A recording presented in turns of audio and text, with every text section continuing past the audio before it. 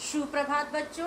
देखिए, आपने इसके पहले की वीडियो में पढ़ा भाषा। भाषा के 4 बिंदुओं पे इसके पहले की वीडियो में हमने चर्चा की। भाषा, भाषा के रूप, भाषा की विशेषताएं और भाषा का घटक। अब देखिए, इसके आगे हम भाषा के आगे के मुख्य बिंदुओं पर विचार करेंगे। जो हमारे मुख्य बिंदु होंगे वो होंगी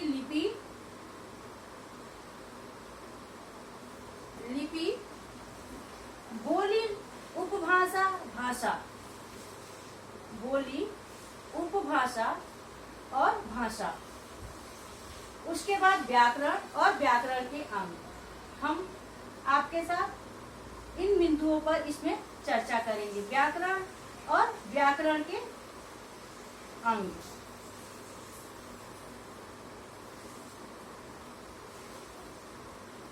व्याकरण के अंग सभी बच्चे अपनी अभ्यास पुस्तिका ध्यान से देखेंगे और मेरे साथ हिंदी व्याकरण का अध्ययन करेंगे। देखिए, पहला आपका टॉपिक है लिपि। लिपि किसे कहते हैं? हम जो ध्वनि संकेत, हम भाषा को लिखने के लिए जो ध्वनि संकेत का प्रयोग करते हैं उसे हम लिपि कहते हैं। जैसे आपका हर भाषा की अलग अलग लिपि होती है। जैसे हम हिंदी भाषा में अगर लिखते हैं क, तो क का हमारा स्वरूप क्या होता है? क हम ऐसे लिखते हैं। और इसी को जब हम अंग्रेजी में लिखते हैं तो क का स्वरूप क्या हो जाता है? के हो जाता है। तो इसका ज्ञान हमें कहाँ से आता है? इसका ज्ञान हमें लिपि से मिलता है कि किस भाषा की लिपि में किन ध्वनि संकेतों को किस तरह वर्णित किया जाता है। जैसे हम हिंदी की लिपि है देवनागरी लिपि। देवनागरी लिपि से हम जानते हैं कि हिंदी में हम क कैसे लिखते हैं। और अंग्रेजी की लिपि आप सब जानते होंगे, क्या है लिपि अंग्रेजी की? रोमन लिपि। तो रोमन लिपि में हम क को कैसे लिखेंगे, ये सब हम लिपि से जानते हैं। लिपि द्वारा ही हम भाषा के ध्वनि संकेतों को जानते हैं और तथा भाषा का शुद्ध लिखना और बोलना जानते हैं। भाषा का सही ध्वनि संकेत का ज्ञान हमें लिपि द्वारा ही होता है। अब देखिए बेटा, नेक्स्ट मुख्य बिंदु है आपका बोली, उपभाषा और भाषा। हमारी जो नेक्स्ट बिंदु है वो क्या है? बोली, उपभाषा और भाषा। बोली, बोली वो होती है जो हम क्षेत्रीय प्रांत में विशेष रूप से बोलते हैं। अर्थात बोली वह होती है जो हम अपने बोलते हैं तथा हमारे द्वारा जो हमारे आसपास के लोग होते हैं वो समझते हैं। बोली में साहित्य रचना नहीं की जाती। बोली में हम सिर्फ उन लोगों को, हमारी बोली उन्हीं को समझ में आती है जो हमारी बोली जानते हैं। जैसे हर प्रांत के, हर राज्यों के लोग अलग अलग बोली का इस्तेमाल करते हैं। जैसे बिहार में रहने वाले लोग बिहारी बोलते हैं, यूपी में रहने वाले लोग हिंदी बोलते हैं, गढ़वाल में रहने वाले लोग गढ़वाली बोलते हैं, बुंदेली बोलते हैं। ऐसे हर लोगों की, हर प्रांतों की अलग अलग बोली होती है। अब देखिए, बोली में उपभाषा। उपभाषा जिन भाषाओं को कुछ साहित्य रचना की गई है उन्हें हम उपभाषा कहते हैं। जैसे अवधी एक बोली है, लेकिन अवधी को उपभाषा मानकर तुलसीदास ने रामचरितमानस की रचना की है। ऐसे ही सुरसागर, सुरसरावली, सूरदास ने भी अपनी रचनाओं को ब्रज भाषा में लिखा है, इसलिए उसे उपभाषा माना जाता है। उसके बाद से आप आगे देखिए भाषा। भाषा को 3 तरह के माने गए हैं। भाषा, आपने बोली पढ़ लिया, उपभाषा पढ़ लिया, अब आप हमारे साथ भाषा पढ़ेंगे। भाषा में सबसे पहले भाषा है मातृभाषा।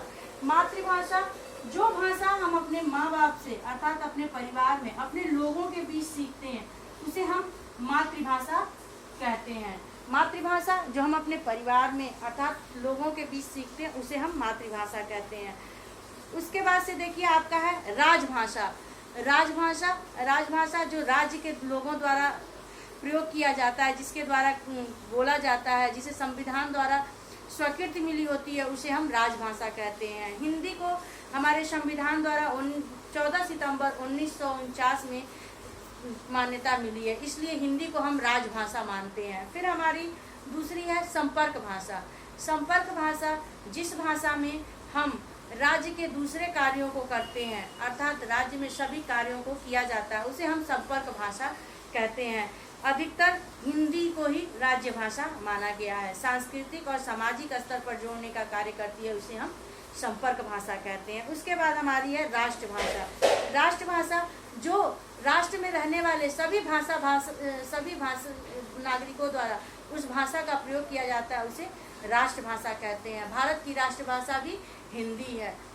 भारत में रहने वाले अधिकांश लोगों द्वारा हिंदी बोली जाती है और हिंदी ही राष्ट्रभाषा मानी जाती है। उसके बाद आपका नेक्स्ट टॉपिक है व्याकरण।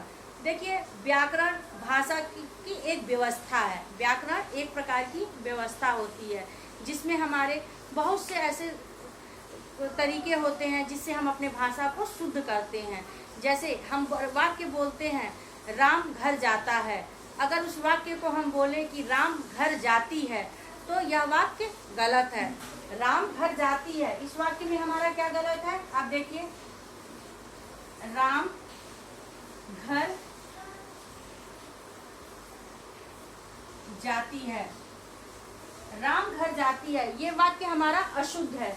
इसका ज्ञान हमें व्याकरण से होता है। हम व्याकरण जब पढ़ते हैं तभी हम जानते हैं कि यह वाक्य हमारा अशुद्ध है। क्यों? क्योंकि इसमें हमारा कर्ता जो है वो पुल्लिंग है। हमारे वाक्य में कर्ता क्या है? पुल्लिंग है।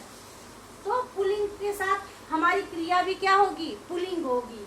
इसका ज्ञान हमें व्याकरण से ही मिलता है। इसका ज्ञान हमें कहाँ से मिलता है? व्याकरण से। इसलिए व्याकरण एक प्रकार की व्यवस्था है जो हमें भाषा का शुद्ध रूप से लिखना, बोलना, समझना, सीखना बताता है। बिना व्याकरण को जाने हम भाषा का शुद्ध उच्चारण भी नहीं कर सकते हैं, शुद्ध लिख भी नहीं सकते हैं और शुद्ध रूप से समझ नहीं सकते हैं। इसलिए व्याकरण भाषा का एक प्रकार की व्यवस्था है जो व्याकरण भाषा के नियमों को हमें बताता है। फिर आगे देखिए आप, व्याकरण के अंग। अब व्याकरण के कौन कौन से अंग होते हैं? हम व्याकरण से भाषा का शुद्ध रूप जानते हैं, उसके लिए व्याकरण में कौन कौन से अंग होते हैं? पहला अंग होता है वर्ण विचार। वर्ण विचार हमारा। दूसरा अंग होता है वाक्य विचार, दूसरा अंग होता है हमारा शब्द विचार।